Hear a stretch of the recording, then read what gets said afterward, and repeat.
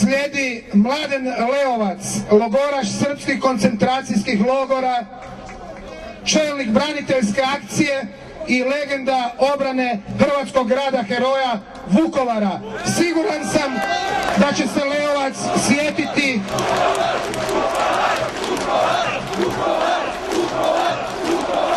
i našeg Veljka Marića koji trune u beogradskom zatvoru i kojem poručujemo ovom prilikom da ga nismo zaboravili.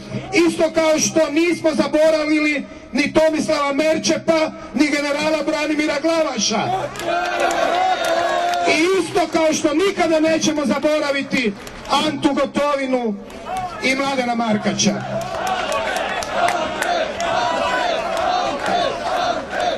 Faljen Isus i Marija, braćo po krvi, braćo po oružju, nažalost po njihovom i po zločinu. Jesam zločinac, čast mi je, eto me. Ja nisam došao u Niš, nego su oni došli kod mene. Postao sam iz togama napred, a žao mi je svakog metka koji sam promašio. Ali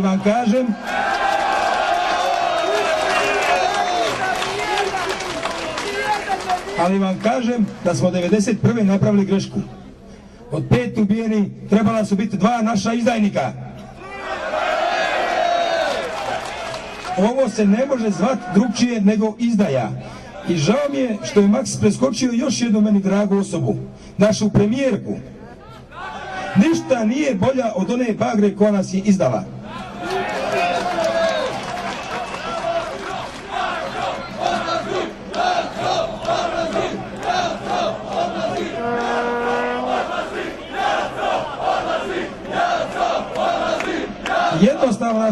Jednostavna stvar nama se desila.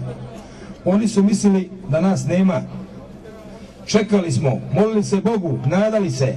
Ovdje je juče 6-7 tisuća ljudi na trgu plakalo. Gospodo draga, ali plaću Hrvata polako prelazi u bijes. Ne čačkajte i ne trebate.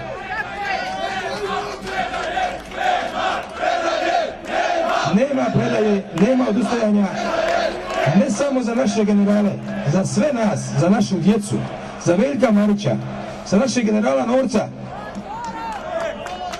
Na osnovu čega, s kojim pravom meni neko može reći da sam ja zločinac što sam branio svoju domovinu?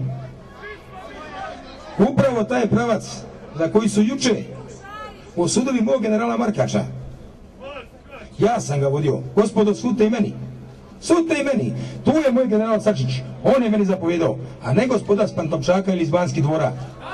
I opet stojim sa njim i stajaću. I spreman sam, kao i moji djedovi 41. kao i ja 91. stat ponovo i 2011. I zato kažem, za Boga i domovinu rođen spreman.